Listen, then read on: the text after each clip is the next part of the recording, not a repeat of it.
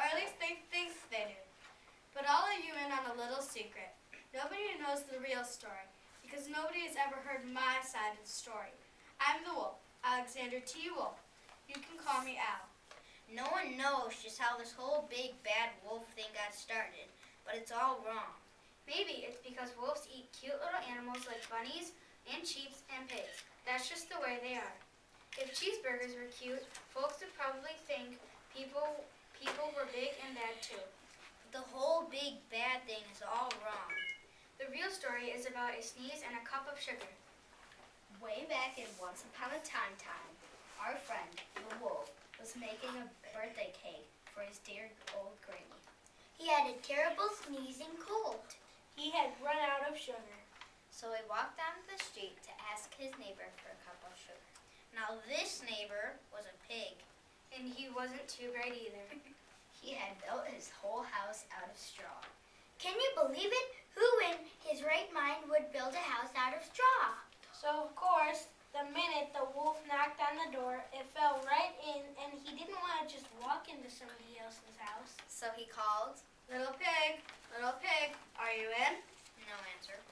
He was just about to go home without a cup of sugar for his dear granny's birthday cake. And that's when his nose started to itch. He felt a sneeze coming on.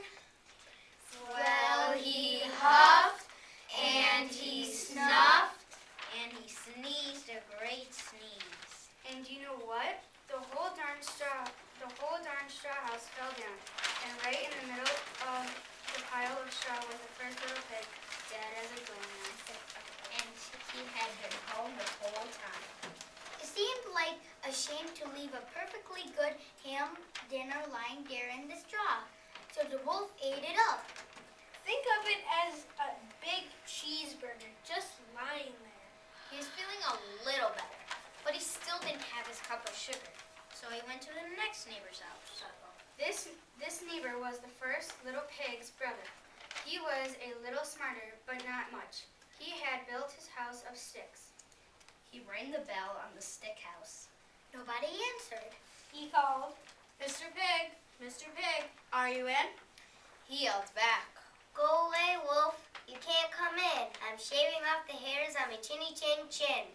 He had grabbed the doorknob when he felt another sneeze coming on. He huffed and he snuffed. And he tried to cover his mouth, but he sneezed a great sneeze. And you're not going to believe it, but this guy's house fell down, just like his brother's. When the dust cleared, there was the second little pig, dead as a doornail. Wolf's honor. Now you know food will spoil if you leave it out in the open. So the wolf did the only thing there was to do. He had dinner. Again. Think of it as a second helping. He was getting awfully full, but his cold was feeling a little better.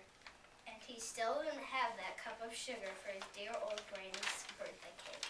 So the wolf went to the next house. This guy was the first and second little pig's brother. He must have been the brains of the family. He had built his house out of bricks. The wolf knocked on the brick house. No answer. Mr. Pig, are you in? And do you know what that rude little porker answered? Get out of here, wolf. Don't bother me again. Talk about impolite. He probably had a whole sack full of sugar. And he wouldn't give the wolf one little cup for his dear, sweet old granny's birthday cake. What a pig! The wolf was just about to go home and maybe make a nice birthday card instead of cake when he felt his cold coming on. He huffed and he snuffed and he sneezed once again. Then the third little pig yelled, And your old granny can sit on a pin.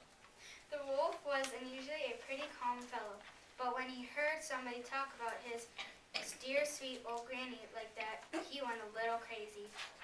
When the cops drove up, of course, he was trying to break down this little pig's door.